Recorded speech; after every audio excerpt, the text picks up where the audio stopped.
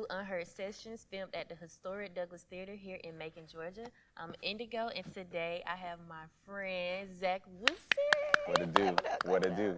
How you feeling? I'm good. All right. So we're going to start with a game. Okay. Okay? All right. So the name of this game is Who Said It, Song Edition. So I am going to give you a genre. We're going to do R&B. I only know Negro spirituals. That's beautiful. Okay. We'll see how I do. Okay. All right. So I'm going to give you a song lyric. Okay. You give me the name of the song and the artist. Okay? Okay. All right. All right. Okay. You ready? All right. Okay. The first one, this artist said, "That's the way every day goes, every time we've no control." That's when everything goes. Dun dun dun dun dun dun dun dun. Frank Ocean? Okay. What's the name of the song? I don't know the name of the song. Okay. Pink and White. Oh, okay. All right. This artist said, "Baby, I love you. You are my life." That could have been anybody. That could have been anybody. Okay, but guess. Baby, I love you. You are my life. Mm-hmm. Ooh. Kim. I don't know. Kim? You don't know who Kim is? Mm-mm. Share my life? Oh, K-E-M. K-E-M. Oh, Yeah. Oh, yeah. Yeah, but I think don't you said that. I don't know who that is. All right, so we'll come back to that one. This artist said, you should get this one. "You got it bad when you're stuck on someone and you can't let go." Yes. Okay. You got it bad. Yeah. Okay. All right, this one said, "Love you like a brother." You don't know, Skip? Okay. This artist said, "I used to think that I wasn't fine enough." You should think that I was enough. Okay. And I can't believe oh,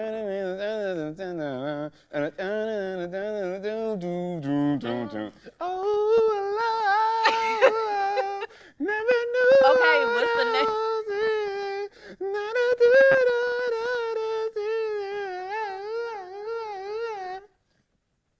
Keisha Cole. Keisha Cole, love. Love. Okay, vocals. All right, this artist said, "Some people live for the fortune, some people are just for the fame. Some people need to. Y'all wanted me to sing. Okay. Y'all asked before I got on here, did you sing? And here we go. Alicia Keys, Okay, If I Got You. Got you. All right. This artist says, "I want to know what turns you on so I can be all that and more." See, now the thing that is shacking and premarital. It's unbiblical. But it was Joseph. It was Joseph. Okay. you get on my nerves so bad, y'all. It was Joseph. Okay. What's the name of the song? I Want to Know. Yes. We love Joe. I love that song. Do we? All right. Yeah. Nah, he's cool. He's cool. I like him. He's cool. All right. This one said, this is the last one. "My whole life has changed since you came in." What's the next line? "You were that special one." I don't know it. Okay. So that one is, since you came in, I knew, you know what? Maybe I should know the song before I give that to you. Okay. It's all good. All right, so that one is "Differences" by Genuine. I would have never gotten that. Yeah. And then, did you get "Love You Like a Brother"? No. Sure Thing, Miguel. Never would have gotten that. And "Baby, I Love You, You Are My Life." Dangerously in Love, Beyonce. I should know that. We play that on the tour, but I don't know the words. I think you got majority of them right. I do what I can. Yeah. Okay. So now let's get to know Zach better. So tell us about yourself. Born in Macon, 1997. I got put into piano lessons when I was about 5 because I would like sing and dance around the house.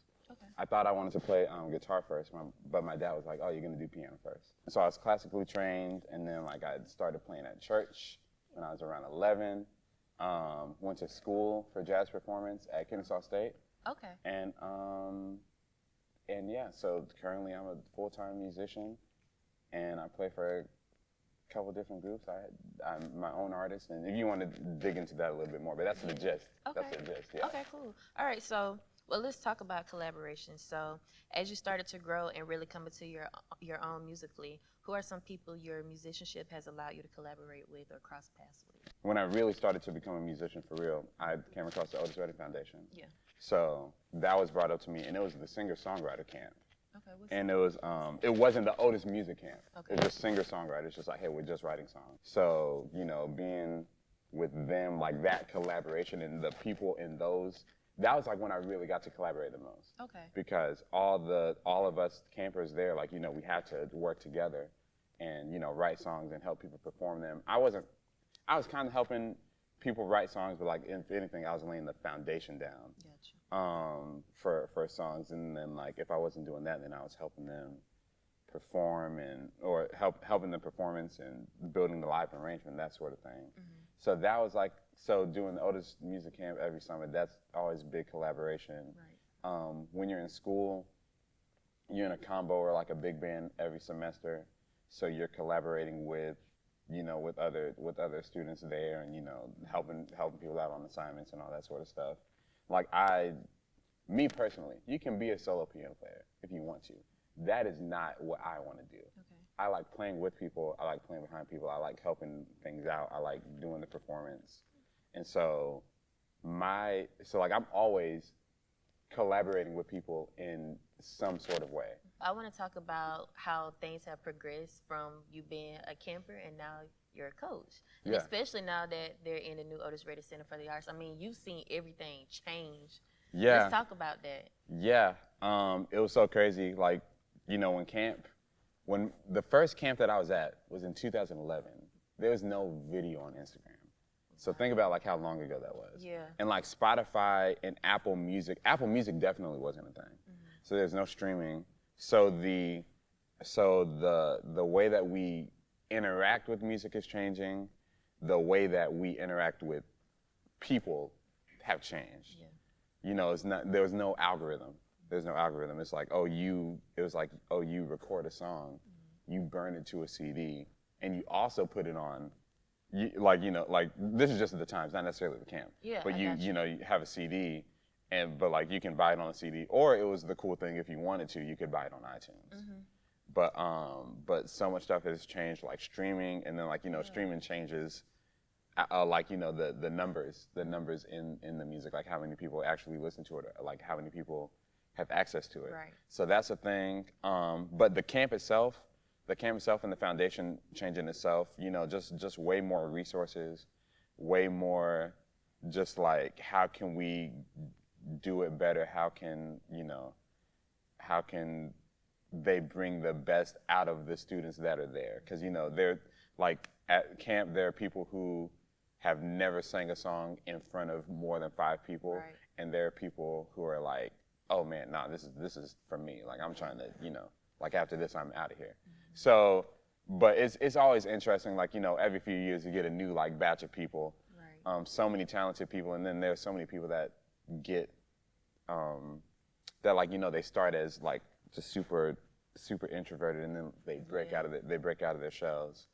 And so it's always great. You know, every summer is the same, but like every summer is different. Yeah. In the same way. You know, like there might be, like, you know, there are some years it's just a bunch of people wanted to do R&B. Yeah. And then some people, it's just like, oh, we're not really on that R&B. Like, you know, there are a bunch of people trying to do country or pop. Mm-hmm. And it just depends. It's just the times, it's the people, it's the kids that you get. Mm-hmm. But the goal is always to be like, how can we get the best out of you? How can we take what you want to do, take it to the next level? Or how can we find something that you want to do musically and take it to the next level? I got you. So are you one of the only OG, like original Man, coaches there?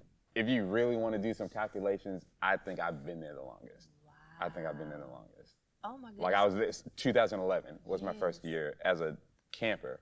And I've been there every year since 2011. Oh my gosh. So, and just, how do you feel just overall being able to continue pushing Otis legacy? I'm glad that I'm able to do it. I'm grateful that I can be of service to the campers and to the camp. I'm glad that Miss Carla calls me back. Yeah. It's always a joy. It's always a joy, and like, you know, someone always gets influenced. Someone always leaves better. Someone always leaves more confident. And so it's great to be a part of that. Now I want to just talk about you specifically, who is Zach Wilson. And then I also want to say, this album was amazing. And I'm not just saying that, like, I'm so serious. So I want to get into the sound of this album. Okay, so got you. Can I tell you like what I took from it, my perspective? Tell me. So it's crazy because I've been going through a lot. You know, Oh, we're man. humans. Yeah. So I turned your album on, and I'm getting emotional now. It felt like a praise and worship for me. You get what I'm saying? It really did. It was just like I had that moment. I was listening to it. I genuinely wanted to start shouting. I don't know why, but that's also one of those things where people are playing under like the anointing. Some people are, they just play. But that's why I always say you're one of my favorite. You're one of my favorites here in Making It I've Met. But I just want to talk about, so what sound were you hoping that we would get from? Because I'm telling you, that's what I got from it. Was very spiritual for me. I appreciate it. I'm gonna take that in. Yeah. So the name of my album is called Keep Pressing On. Yeah. So the title of the album came from, so when I was working on my first album, The Introduction, my grandmother passed away during when I was working on that. Sorry. But she, I looked back at old messages at one point in time, and she was like saying, keep pressing on or press on. She would say something like that. And I was like, okay, I'm gonna use that for the next one. I'm like, it's gonna be a live album recording and making. Down the street, it was at Capricorn Studios, November 3rd and 4th, 2023. I had a full band. Full band. Me, bass, guitar, drums, percussion, horns, and strings. Yeah. So, so it's always interesting because like I play instrumental music, right? Like there aren't a lot of lyrics to my stuff. Like you might get 1 or 2 songs that have like a feature. Right. But it's interesting. Like I'm trying to get about how to convey a message or a sort of feeling past like, oh, just chords and like it sounds melodically good. You know what I'm saying? But that was the force behind it. Is like, oh, I wanted it to be motivational. I wanted it to be inspiring. And so so the songs came one by one, and I know I wanted it to have a really full sound. That's why I decided to do strings. That's why like there's strings on I think every single song. And I wanted horns. Like I wanted it to just feel full. And then like, especially the title song, Keep Pressing On, the title track, Keep Pressing On, I just really wanted it to feel kind of upward moving in a way. And Oh Happy Day is for my granddad because like he loves that song. He loves a specific version of it. I'm like, oh, I'm gonna do my version of it. And then I got Reese to do some choir arrangements on that. So that's how that went. Yeah. And so that's where Keep Pressing On comes from. The making of the album was so much fun. We rehearsed for like a while for that, because we only had 2 real nights to like do it. You know what I'm saying? So we rehearsed for a long time. I had my homie from Louisiana, Tyrone Wilkins. He like wrote out the string arrangements for me. Oh, wow. And so everything like got built up. Like we started with the rhythm section, and then I added the horns, and then I added the strings. And so we rehearsed like from August, September, October in my apartment. In my apartment. Yeah, the neighbors downstairs, but they were cool. But we were rehearsing in my apartment like pretty much like every Sunday-ish, something like that for like 3 months. Yeah. And then like the songs kept growing and growing up until then. And it was just a great time. I don't know if people know this, but if you buy the vinyl, or actually if you go on YouTube, because it's on YouTube, there's a whole documentary behind how I made the album. I need to go watch that. So there's a whole documentary. It's half concert film, half documentary. Okay. So it's like you'll a little behind the scenes footage, then you'll hear a song, and then some more behind the scenes footage, all that good stuff. So it's I'm pretty sure it's on YouTube. But if you buy the vinyl and if you buy the CD, there's a QR code that takes you right to it. Okay. And you should get that on zackwkeys.com/store. Okay, so all right. Yeah. And I want to ask you, so what made you choose to put it on the vinyl, especially now that, we do DSP? Right. Because I love vinyl. I love the concept of holding the album. I love the concept of having a physical album. And, I love reading album credits. Now, thankfully, on Apple, you can do that now, but, I love reading album credits. I'm just I like to look at it, see who did whatever. You get the artwork. Shout out to Jackson Griffith, who did the artwork on this. Shout out to Ashley Gatson, who took this actual picture, though. But, I like the concept of just having just having it as a whole thing. That's my favorite thing, and that's why I wanted it on vinyl. And hopefully, my next albums will also be on vinyl. But it's very important to have that push to put it on vinyl. Yeah. And can we talk about your merch? I see you have your merch on as well. This merch is no longer in stock. Okay. But I asked my homie Jackson to, like, I wanted a shirt that said "Keep Pressing On," and I wanted multiple colors in it because I like wearing Converses. I have a bunch of Converses with a bunch of different colors. So like I could have worn any pair of Converses with this shirt. And so that was kind of why I did that. But this shirt is no longer in stock. Okay. But it's, it's all good. Do you have like a different design or anything? It's like I've got this shirt and like I had it on multiple colors, sort of thing. Like I had it like on a red, a pink, a blue, and like a black, but no, that was a concept. I wanted something, something tangible to kind of grab onto it. Pink in it. Pink is my favorite color. I might have one of the original display ones. I'll get it to you. Okay. All right, cool. So, I want to talk about individuality. So, a lot of people play at a high level, especially professionally. What do you feel really sets you apart? Ooh, that's interesting. I'm trying to figure that out myself. Because I play multiple genres of music. I play jazz, I play gospel, R&B, I play pop. Yeah. But some of those influences bleed into the next one, and this could be a good thing or a bad thing depending on what gig I'm on. Yeah. But I let them bleed in.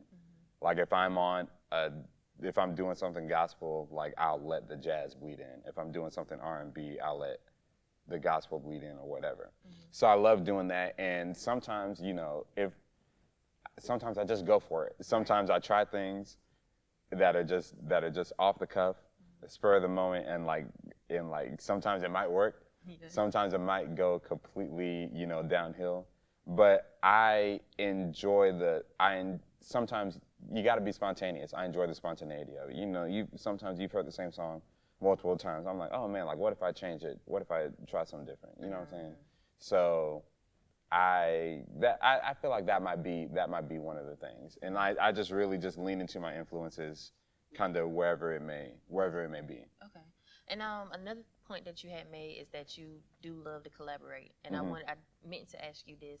So when did you realize that collaboration is just what I like to do? So do you not like to ever be at the forefront, doing anything solo? So I don't mind being at the forefront, but being by myself, I don't care for it.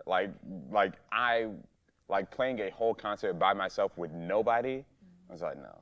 Like I need at least a bass player, at least a drummer, least a drummer. I need. But also, it's feeding off of people's energy. Right. It's like feeding off of the vibe that's there. If I'm by myself, I feel just kind of open. I feel like I can't really do anything. Like and that's where the spontaneity comes in. I can do that with other people. Right. Of course, like if I'm by myself, I have the freedom to do whatever. But like I like feeding off of other people. I like doing that sort of thing, and so that's where the collaboration comes from. And also, you need to collaborate with people to get stuff done. Yeah. There's probably a way that I could do stuff by myself, but like it wouldn't be as good. I got you. I'm like, I could set up a camera. I could take a picture on my iPhone. I can go on Canva and maybe make a design. Right. You know what I'm saying? I could maybe program some of the music that you hear in the thing, or I could like call in my friends and like, hey, I want to play this music. Can y'all play this with? Like, are y'all willing to do this with me? And then if I have an idea for them, they could give me an idea back that also makes it better. Yeah, bouncing essentially. off of each other. So yeah, so ideas. no, collaboration is like super important. I don't like doing stuff by myself. Now, I'm still in charge. Yeah, Let's not get anything twisted. Yeah. Zach Wilson's name is on the thing for a reason. But like it's important, And then especially if you get people that understand what you are trying to do and where you're trying to go with it, and they can help push that forward, that's great, because that's the main thing in the collaborator. Okay. You don't want to collaborate up, like Issa Rae said this, you don't want to collaborate up. You don't want to try to get the next person that's like at whatever level. You want to get people that like, hey, we're kind of on the same field. Let's combine together and like, let's do something. And so I do want to ask you, what is your favorite genre to perform since you do so many? there's an openness to jazz that I like. Right. But there's a groove to R&B that I like too. And then like, you know, playing at church is always great. Yeah. So do I have a favorite? I don't know if I have a favorite. I think I like them all for different reasons and the different energies and like the different vibes or whatever that they bring across. So I don't know if I have a favorite. I'm be honest with you. Okay, So yeah. I like that. So, and then you did release an album last year, right? I came out with an EP last year. EP. So, you know, Keep Pressing On is the main album. That was recorded at Capricorn Studios 2023. But I was like, it had been a minute since I played the songs. Right. And so I was like, oh man, let me get some homies in the studio. Let's play these songs again. Come out with different versions. I'm a guy, like I like different versions of the songs, especially if it's instrumental. I'm like, ooh, yes, I like the song, but I like the live at whatever version. I like the acoustic session, blah, blah, blah. Right. So that's what I wanted to do. I went to Jay Latoya, she's a musician in Atlanta and also an engineer. Went to her studio. She has a studio called Studio 806. And I went there for a rehearsal one time and I was like, oh, this is a vibe in here. And so I brought everybody into the studio that day. I brought people that were on the album and then like some people who weren't on the album. So also collaboration. So I can expand the people that I collaborate with and now they're on my roster of people who I can call. And so we did 3 songs from Keep Pressing On. We did Home, we did Can't Stay Down, and we did Esque. And then I did a new song called Spur of the Moment. I tried to do Spur of the Moment, like I had the original riff for Spur of the Moment for my first album. Like I never could figure it out. I had it, and then I had it for the second album, couldn't figure it out. And so that was, and so like for that, I finally figured it out. And so that's only on the Studio 806 sessions, which is available at ZachWkeys.com/store. It's also available on streaming platforms, but buy the CD. Yeah. Yes, I need that. And how much is the Hey vinyl? man, don't worry about the price, man. Yeah, Just go to the 'cause I website. gotta But also, get one. real serious, you can use promo code Unheard right this second, and you get 10% off. So use the promo code Unheard. Go to ZachWkeys.com/store, and you get 10% off anything that's on there. I love that. Oh my gosh. I just keep looking at this album because I did not expect to get so emotional, and because a lot of people may feel like listening to instrumental music may be a little, boring here and there, but because there's no lyrics, and some people, you kind of get what I'm saying? Yeah. But no, like, it genuinely touched my heart, and I'm like, I appreciate it. gosh, I appreciate it. That is amazing. And one thing about me, I don't compliment a lot of people. So There you go. I genuinely mean that. I appreciate it. I know that there's especially if you're not in that world, there's probably some stigma behind instrumental music or jazz. It's just like, oh, it's boring, it's lame, and it's old, da-da-da-da. But like there is so many people and so many artists that do it very creatively, and it's still stimulating and it like moves. It doesn't have to be just right here, something like that. So yeah, but I appreciate it. And that was my goal. Like, I don't want to do too much so that it's like, oh, you can't comprehend it. But of course, I don't want to dumb it down. Yeah. So that's just boring. I did see that you were posting a choir on Instagram as well. You saw what now? A choir that was singing? Yeah, so the choir on Oh Happy Day? Yeah. So I had recorded Oh Happy Day by itself. Like I recorded the instrumental at the live recordings.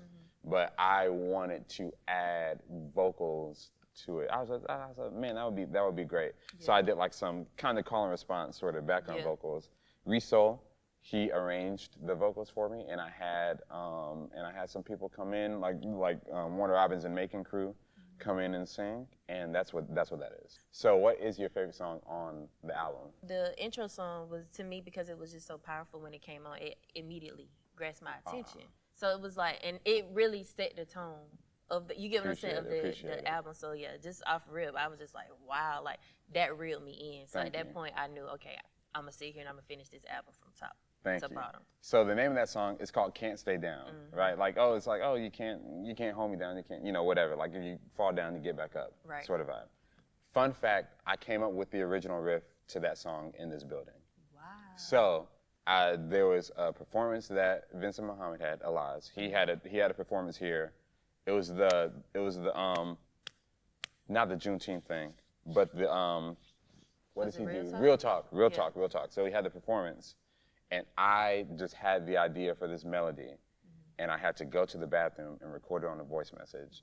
Wow. The do-do-do-do-dun-dun-dun, I recorded it on a voice message in the bathroom here, and like that was the first idea that I had. Yeah. But I knew when I did this show, I knew when I did this album, I'm like, I'm coming out swinging. I'm like, y'all finna know, like, I'm here, you know?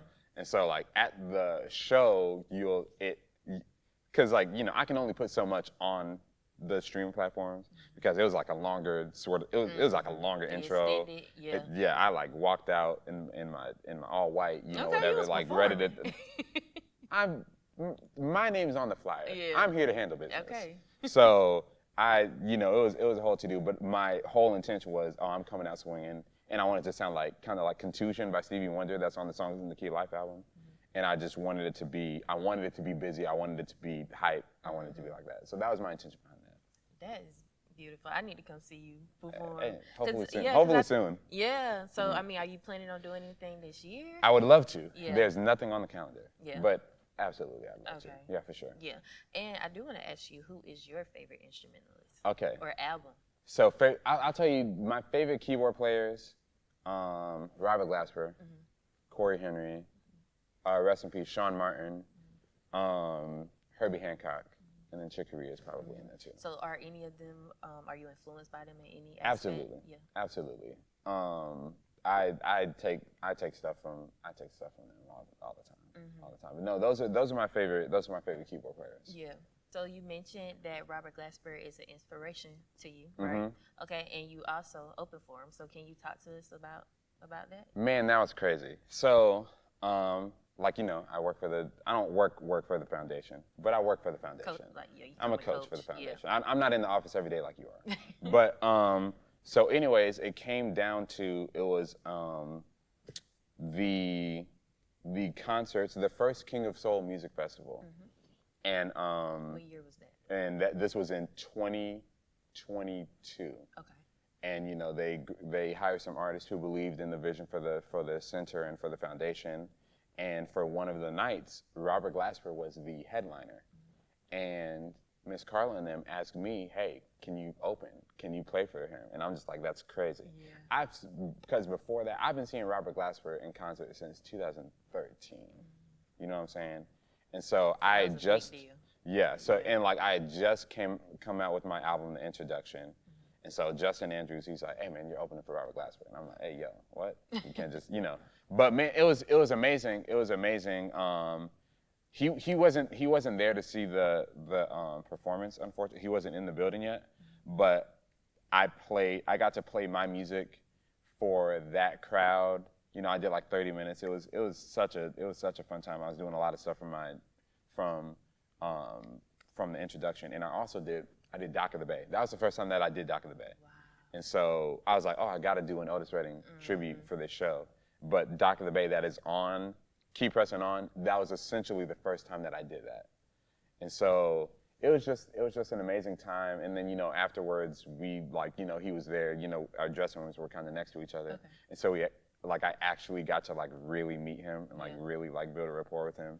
And you know, he was super cool, super inspiring. You know, I just texted him last week. No, whatever. You know, There's no better feeling than meeting somebody that has inspired you, and they are exactly who they portray themselves to be. For sure. They can mentor you. They can continue to inspire you. And now that you have that direct contact.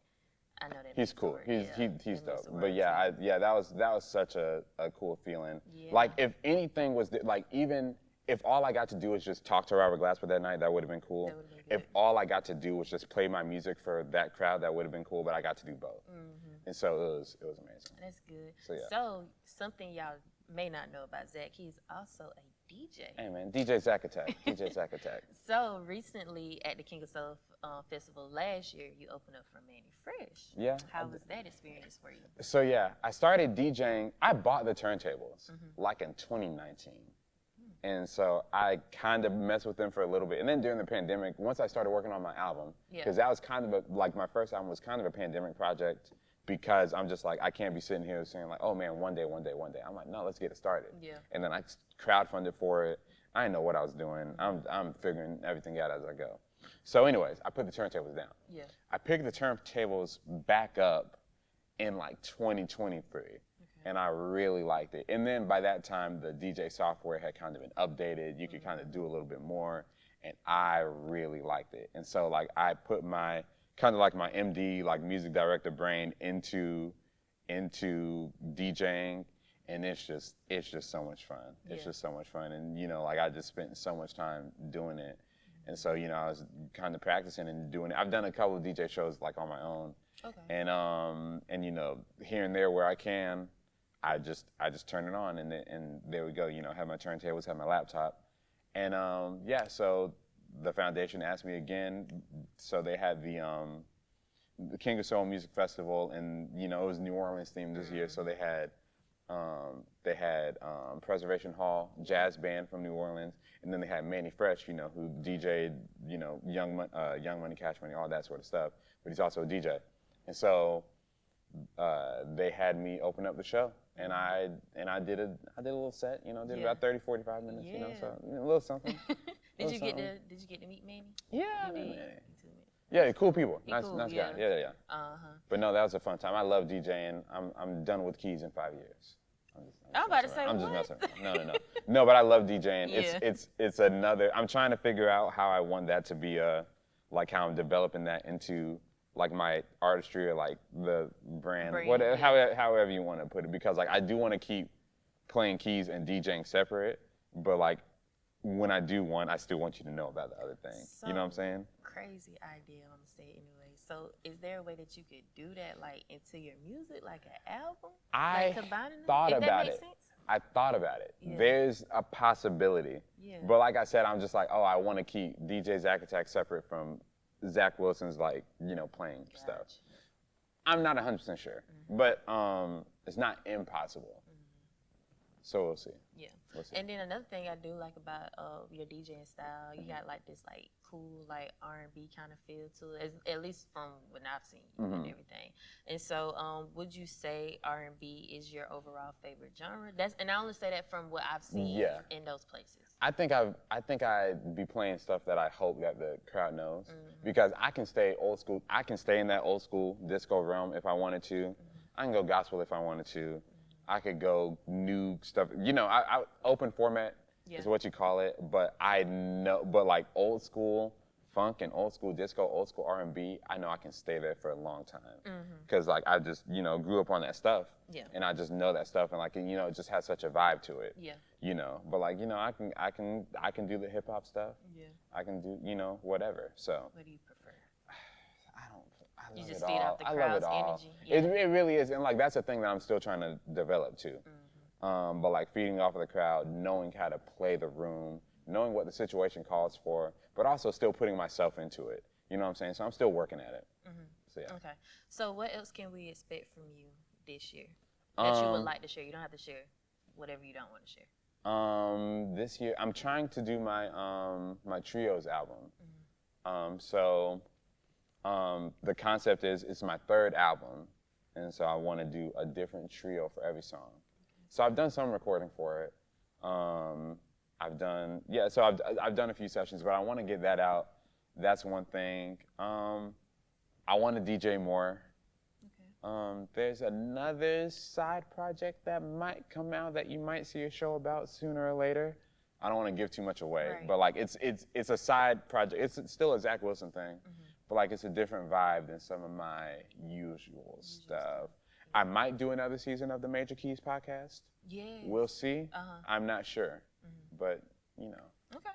I'm here for everything, and whenever, because I do want to catch you in person at your shows. Because I mean, I've only seen you at the foundation, so you have to send the text to me directly so that I can pull up. Because I definitely want to come through. Yes, I'm proud of you. I am proud of this.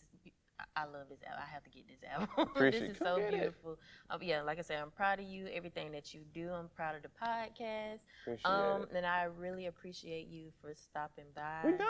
Yeah, we done. We gotta go. I'm hungry. Man, come on, bro. Come on, man. I got nothing but time. We got 2 more hours. Let the camera run. Well, somebody go get me a sandwich or something. I can't. But no, I appreciate you getting me on Unheard Sessions. I know. I thank you for glad to be here. No, this has been a dope job. I'm like, you know, I remember seeing the first episode. This is before I knew you. Yeah. Like with Vincent and DK, and then I was like, oh man, this is dope.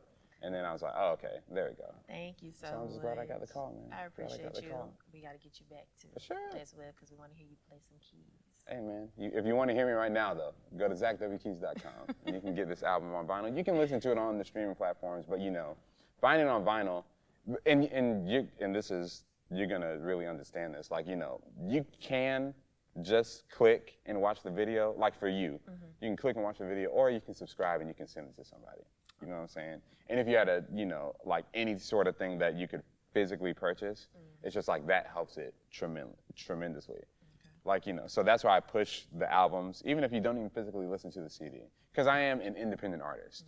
And so all the money that goes, that when you buy it, it just goes towards me doing the next project. All right, thank you so much, Zach, for being here today. I appreciate your time. No problem. And also, y'all, that is it for today's session. We are here at the historic Douglas Theater. My name is Indigo. I love y'all. Make sure that you like, comment, and subscribe. Make sure you turn on your post notifications too, so that you are alerted whenever we post. And I will see you guys next week. For sure.